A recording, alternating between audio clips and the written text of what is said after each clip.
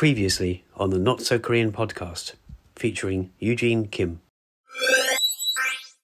Why did you decide on that name? Was there a couple of choices, or did you go what for does that? the name mean actually? I actually know that there is a Korean drama called Nabilera. It's the same title.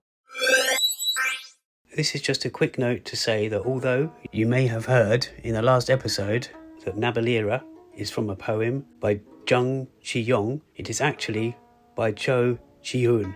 Excuse my pronunciation though. And as Eugene goes on to say, that poem is called Singmu, which I believe is also known as the Nun's Dance. And now let's go back to Eugene Kim. Nabilera is a phrase from a poem, and the poem is called Singmu. That's the title. So it's a very famous phrase, and I think most Koreans know the phrase Nabilera. Nabilera means kind of you blow something away, but it's very beautiful term. It's very artistic term of blow away or fly away.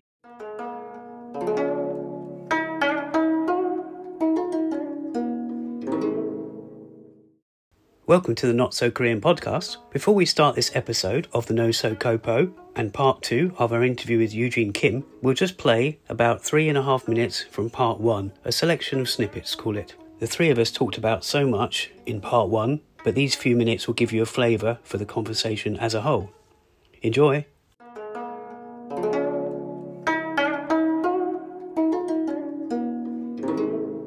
So maybe first of all, can you just introduce yourself and what you do these days? Yes, so my name is Eugene Kim. I'm a translator and I'm a Korean teacher. And also I'm a PhD candidate in English literature at Kingston University. I'm also a mother. I've been living in the UK for about 10 years now. Yeah, well, I was curious what differences you found between living in Canada and the UK. Were there any major cultural differences? So I imagine, for example, you would buy trainers here, but sneakers in America, because we have the vocabularies, and also the Tim Hortons and the Costa here. So the two different coffee shops. Right. Yeah, obviously you started this journal of Korean literature called Nabilera, which is online only, I believe. Yes. And so could you tell us how that started and why you wanted to do it? Yeah. I mean, I first started as a reviewer. I wanted to have some experience when I first started my career as a translator. Because even though I'm Korean, I cannot say that I'm an expert in Korean literature. I wanted to know the trend, and I wanted to know what the foreign readers are interested in. Yes, for example, we are translating a writer, Kim in the future issue, and Kim, she's a new writer. She writes about queerness. I see this trajectory. I see this kind of pathway of the drama fans. They're slowly moving towards literature because it kind of makes sense, You become interested in a certain medium and a content. You want to develop the taste and you want to explore more. Yeah, and then you have the Korean films. Some of them are based on books. And maybe the drama, I don't know. I wonder if they go there because they've seen that and they want to know more about the writing. Yeah, well, maybe you could briefly mention the novel that we're working on, or that we were working. Well, we're still. Oh yes, that novel. Yes. Yeah. So this is 손가락이 간질간질, and or in English, My Itchy Middle Finger, by Kang Byung-young. Yeah, so the author Kang Byung-young 선생님 and I, we knew each other before he published the 손가락이 간질간질. The topic is also about the queerness, if we interpret the book in that way. Gender issues as well, right?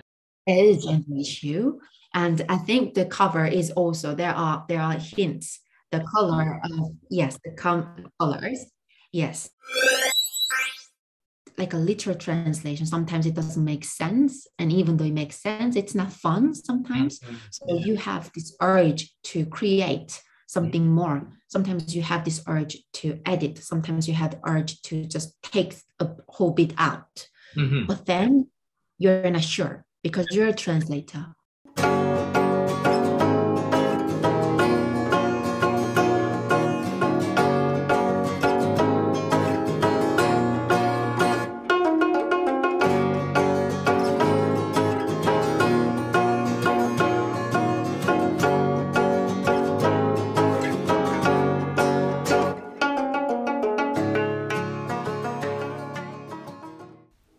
This is the NoSoKoPo with Jay and Tim. I am Jason Burney, and he is Timothy Home. You'll actually hear Tim in a minute or two in this episode of the Not So Korean podcast. As you probably know, and as we always say, we usually record this live in UK's Koreatown itself. That's an area in and around New Malden. That's the largest Koreatown and Korean community in Europe. Well, this episode's no different. Myself and Tim in New Malden, Koreatown. Eugene Kim is a translator and language tutor, and someone Tim has collaborated with before, and someone we've both got to know over the last couple of years or so. So here we go, the interview with myself and Tim and Eugene Kim.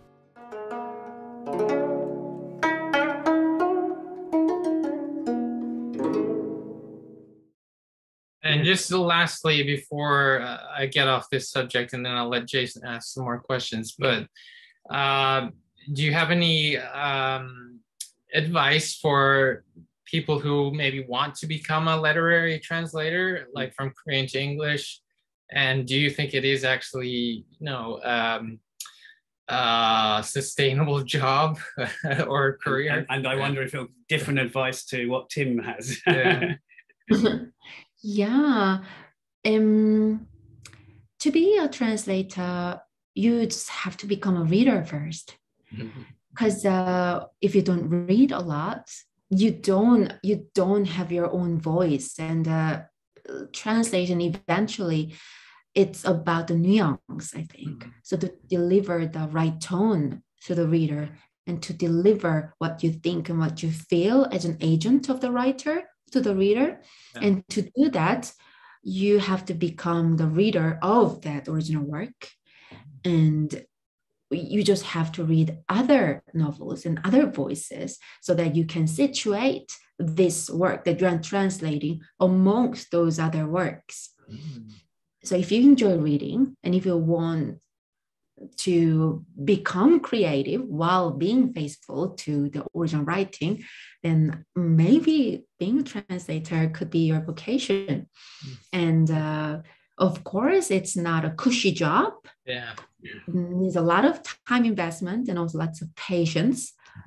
But if you have passion and if you are, if you are diligent, if you know how to run your routine, and then you can enjoy your job as a translator.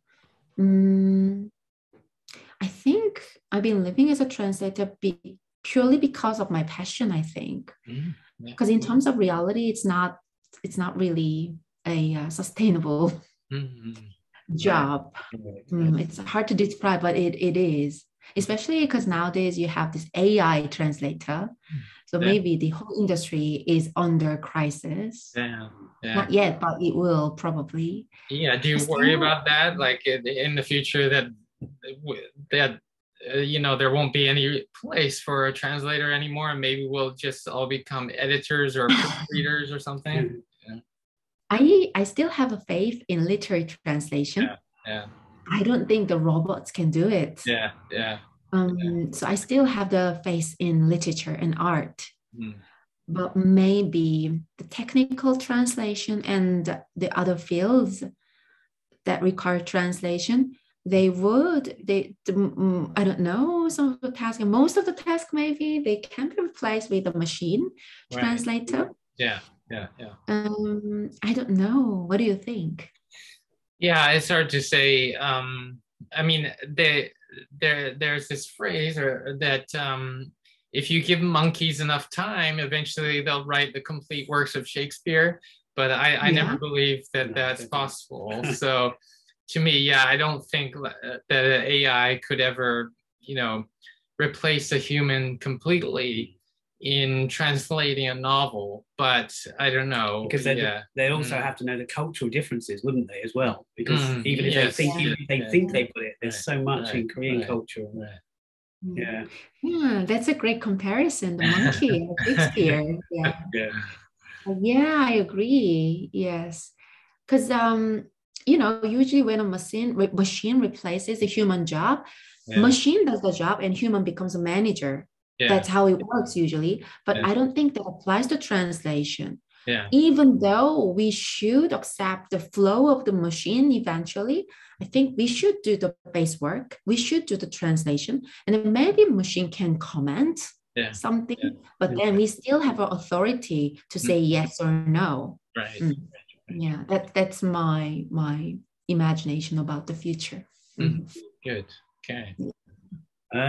Okay, so you mentioned earlier about the whole Hallyu sort of wave, and how, I can't remember how you put it earlier, but you mentioned it was whether the literature could be seen as part of the Korean wave, or if it's sort of its own thing. And so I was wondering, I mean, something I had a note about earlier was that I wonder if you'd seen much change in the last sort of however many years you've been learning, and before you could translate, how you've seen the literary world change with regards to the amount of novels that come out of Korea that get translated to English, and also the techniques.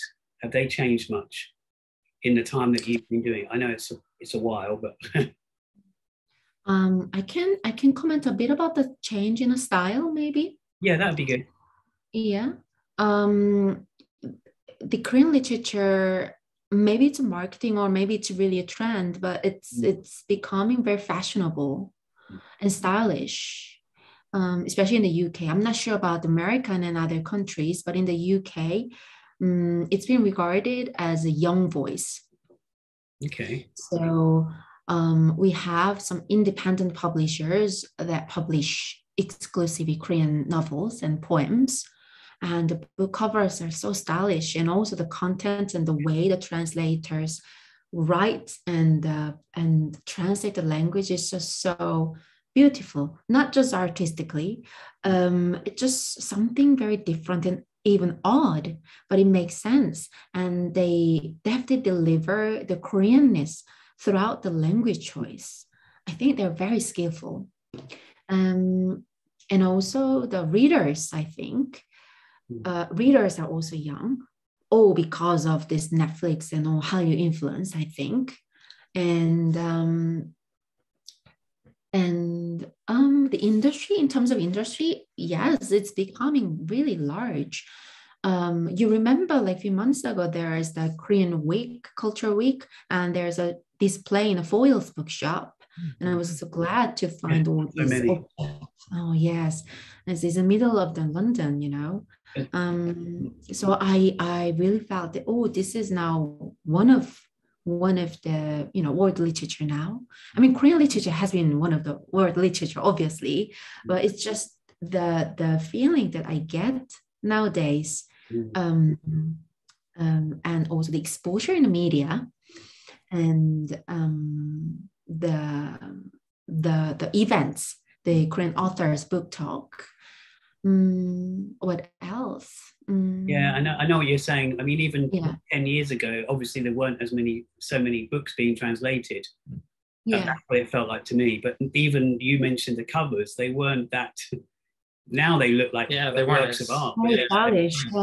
They were very bland before, very decorative, but they weren't very colourful. Yeah. They've done something to change it. It's nice. Yeah. I mean, yes, I should say in the past, the Korean literature and the translation was quite scholarly, if that makes sense. Yeah. So it was like related to the academia. It was a necessary work for academia, but now it really came into the popular culture. You see this YouTube video about Korean literature and the booktube about Korean literature. You didn't have that even like a few years ago. Okay. Can I comment something? Yeah, sure. Go ahead. Yeah. It's just my small anecdote. I mean, because usually when I start the course, in the beginning of the course, one week, I introduce myself to students. Yeah.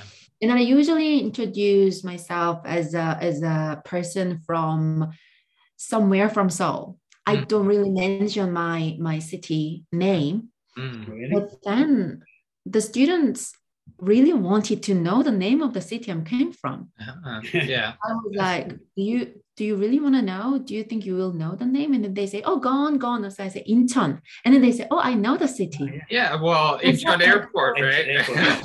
Well, not because of airport, they just know it. Yeah. I think they saw it from a show or a drama. Yeah, maybe as well. Yeah. But I felt that the change from the student response, because somehow I'm used to introduce myself as a person from Seoul, because Seoul is the capital city. Right. But now I don't have to adjust myself. Yeah, you're in charge. I just have to be myself. Yeah.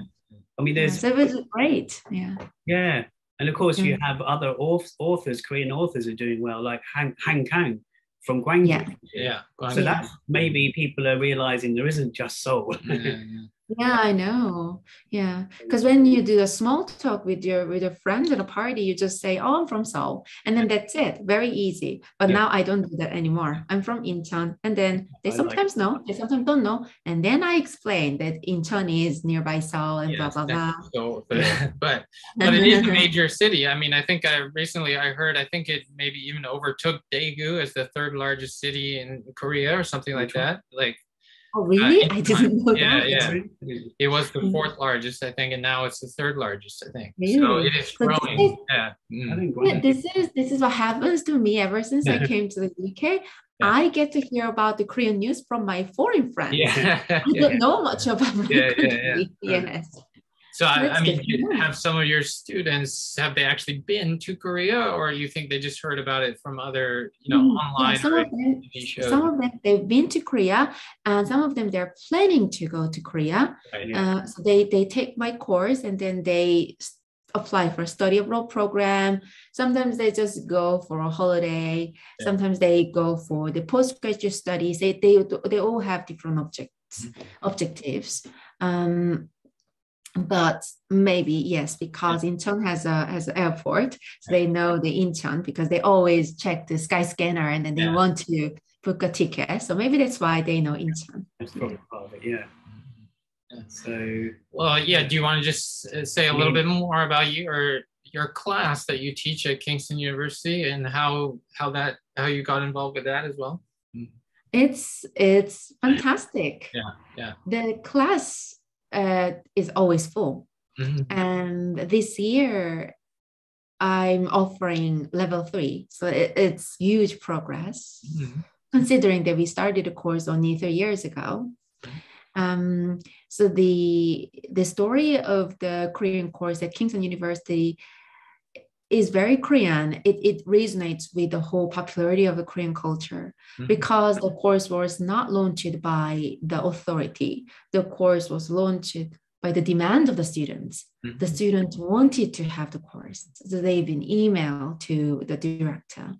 And then I was there. I started first year full, second year full, this year also full. And the participation rate is also very high. I know the language is not their like primary study subject because they're university students. They are busy with other things, but then they're so anxious to catch up with the progress. And they all have their aim after the course. And so they most of all they enjoy the course as it is, and every time they check their pronunciation and they ask, "Oh, 선생님, I heard this speech from a drama, and then is this dialect or not?" All this trivial question, and then we talk about it for like half an hour. And then sometimes we do a game. Like last week, we learned about the Korean numbers, 하나, 둘, 셋, 넷. And then I introduced them the 369 game, the number game. And actually the drinking game. You do it, then you drink. So it's not a wholesome game, but I think they learned about Korean language by playing the game. And they loved it. So, and then also kind of, I don't know, I think my job was to guide them, but somehow they guide me. I learned so much while studying with them. They tell me about K-dramas. They tell me about, their life story, why they got interested in Korean stuff. And then it's so touching. And then I feel I have dignity about myself as a Korean teacher. So it's been really great. 고마워요, 학생들. Yeah. Did you? We might have touched on this a little bit earlier, but the language you use, obviously, you learned American English, and also Canadian English and English. So do you mix it up, or do you have to? There's quite a few words that are very different in English to American, or you use the Z instead of the S with organized, and do you find yourself mixing it up without realizing? I don't know. I think I'm just speaking a Korean English. And I feel that my accent gets different depending on the person that I meet. So when I talk with Tim, then I feel like I'm talking Canadian English. But when you write it down, how does when you're trying to think of that right word, like we said earlier, sneakers, if you were translating a book in England, we wouldn't write that because it's we don't know what they are. Or you said you went to a petrol station in Canada, but we wouldn't say a petrol station in Canada.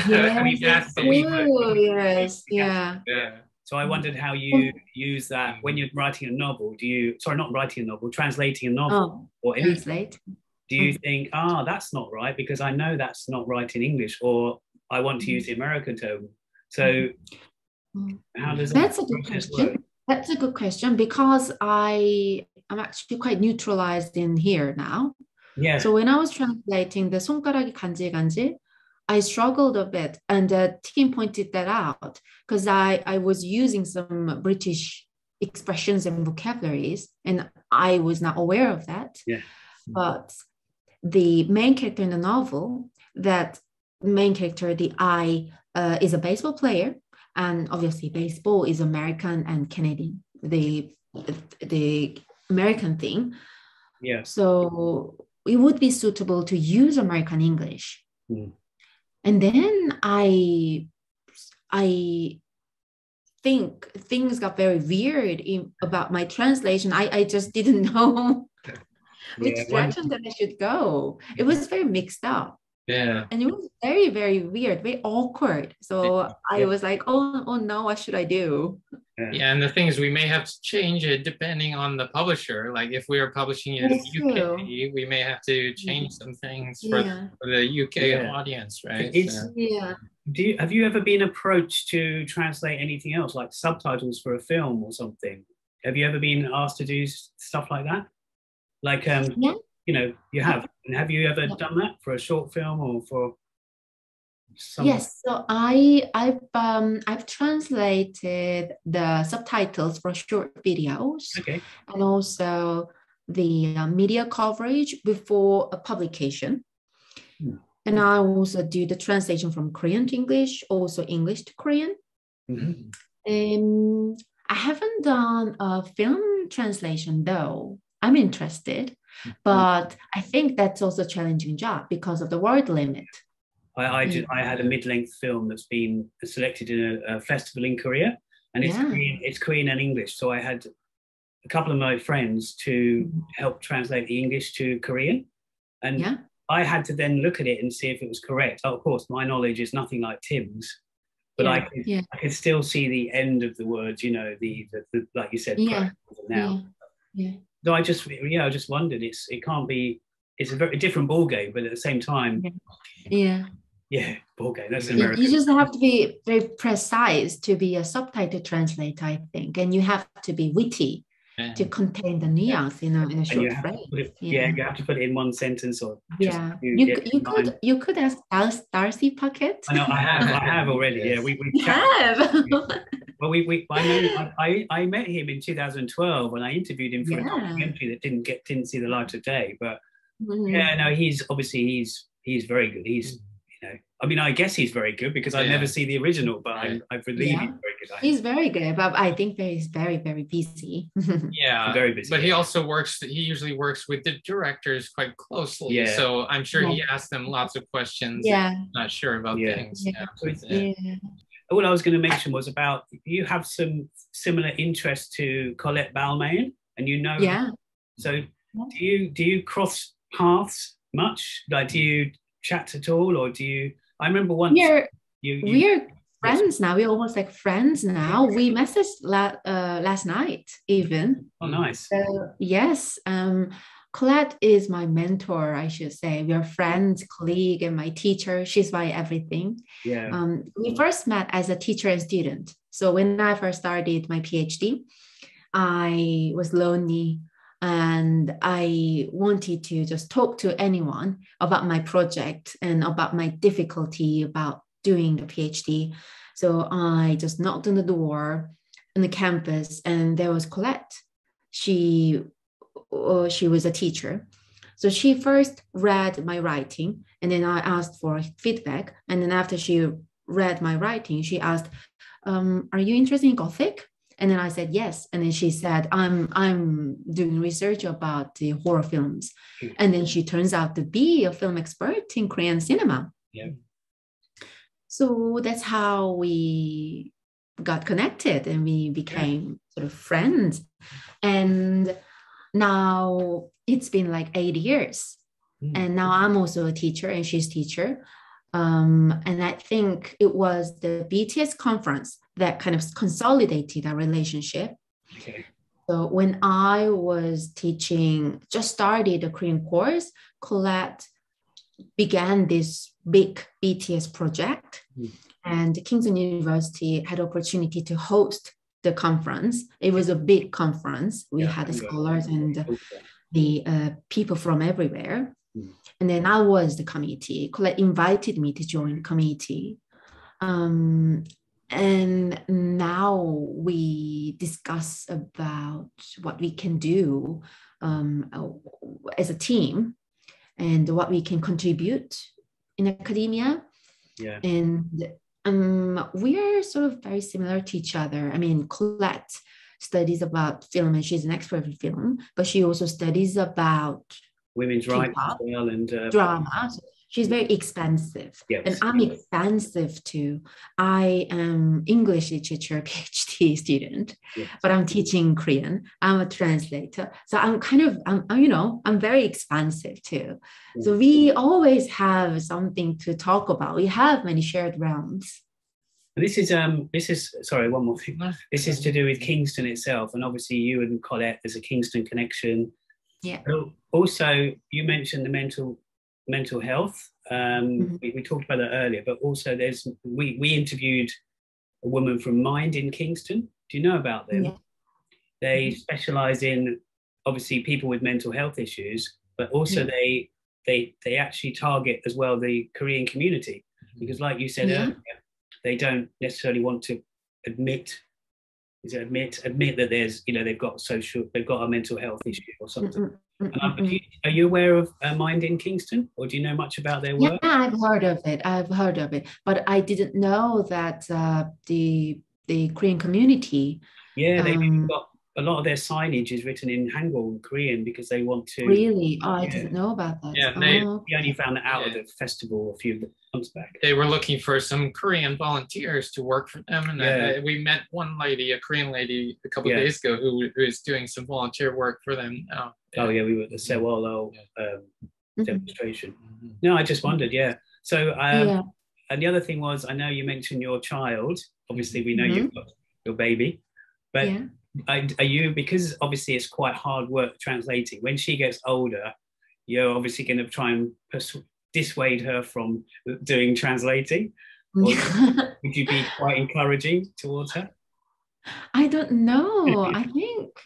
I would encourage her to become a translator if she wants to. Yeah. It's a rewarding job, even though it's a challenging job. She's going to learn Korean as a normal language. Yeah. Yes, yeah. I mean, because she has a Korean parents, you know. Yeah, that makes So sense. if she wants to become a translator, why not? Yeah. I mean, you don't just live Oh for my money. You also live for a meaning of life. And I Yeah. think working in literature is such a rewarding thing It's to rewarding. do. Yeah. Yeah. It's like with me with my video projects and other stuff we do. It's not for the money, you know. We do it out of passion. You know, even this I think podcast. money follows if you really enjoy it. Yeah, eventually it might follow. Yeah. Yeah. We started this podcast out of passion for Korean culture, you know. Yeah. So It's great. Yeah. yeah. And I was just curious, like, how was it to, you know, give birth to a baby during a pandemic and raising a child in a pandemic, you know, in the UK, a country which is not your home country either. So that must have been quite challenging for you. It's a challenge, but I enjoyed it actually. Yeah. I think because I'm naturally a positive person. Right. Because of the pandemic, I could spend the time with my husband. So that was a good thing. Yeah. And because of the pandemic, I could use a big room on my own at the hospital. Yeah. So that was also a good thing. And because of the pandemic, I could be careful, you know, if it makes sense. And the pregnancy itself was a bit difficult because your body changes. Right. Well, I don't think the pandemic had added a challenge on top of it. Oh, really? Pandemic was pandemic, but pregnancy was hard. Yeah. But giving birth was also, it was very mysterious, amazing experience. For me, pregnancy was harder than giving birth. Yeah. So whenever my friends tell me that, oh, I'm so scared of giving birth, and I think, I say it's okay. It doesn't last more than a day. It goes away eventually. Yeah, but pregnancy lasts months. Yeah. Yes. But it's still very painful. After 10 years, I have my baby now. I've never imagined myself being a mother, living in the UK with my child. Right. Sometimes it's very surreal, but I see myself as a mother now. Whenever I make mistake and whenever I'm sleep deprived, I feel that, I'm a mother now. Yeah. Well, that's pretty much it, isn't it? We really appreciate your time because we know that this has been really difficult to fit in your other work. So. It's been a pleasure. Thanks for having me. I think I rambled a lot. No, perfect. It's good. Less for us to talk. Yeah, we had a lot of questions. We probably have other ones, but I mean, I've been getting used to the KCC have been having these book nights, but they've been at home, like Zoom calls. But because of that, I've been sent a few books I would never have read before. So I'm grateful for the pandemic. You know, like what was that? The warmest. That really dark, depressing one, which was to the warmest sun or something. Yeah, to the warm. Okay. I can't remember what it's called, but and also Grass. To a warmer sun, maybe something like that. The Comfort Women Grass as well. Grass, yeah. But I'm just grateful, you know, for things like that because in the past, literature has been put to one side for me. I still read some Korean literature, English translation. But I focus more on films and other stuff. But I'm, you know, it's. Are you reading any Korean literature these days, or do you have any recommendations you could give our viewers or listeners? Yeah, the Kim Suk essay is really great. I'm reading in Korean, but I'm sure it will be published in the future, in near future. So Kim Suk's essay, titled "사이보가 되다." So English translation would be "Becoming a Cyborg." Okay. It's about disability, and the author, she has a minor disability. She needs a hearing aid, and then she writes about what it means to live as a disabled person in a Korean society. But it's not sentimental essay. She's a very intelligent person. So she kind of explores all this. She explores the what is it, like a organism, like a biological working of the body when you have the hearing disability. And it's just very well written essay. And I think it's time that not just fiction, also nonfiction should be introduced. Right. Yeah. Yes. Yeah. Yeah, I agree with that. I mean, I'd like to see, there's a lot of like travel essays written in Korean, but they're never translated to English. But I always think it would be an interesting perspective to see how someone else looks at, another country, or even like the UK or something, Yeah. It's frozen. Oh, can you hear us? Can you hear us? Yeah. Oh, there was a Zoom gap. Yes. Yeah, sorry about that. Sorry, I don't know whether it's... Yeah. It's all right. Anyway, internet connection is unstable. We do get that, yeah, we'll probably have to wrap it up now, but that's a signal, I guess. But anyway. Or loss of signal. Yeah. So thank you very much for this interview, Eugene, and hope to talk to you again soon. Yeah, it's really good. We'll meet you. Yes, I'll message you about the translation. Yeah. Sure. Yeah, thank you very much. Appreciate it. Yes. Yeah, let us know. Okay. We'll keep in touch. All right. Yes, we'll keep. 안녕. Give our best to your family. Yeah. Okay. Take care. Yes, I will. Bye-bye.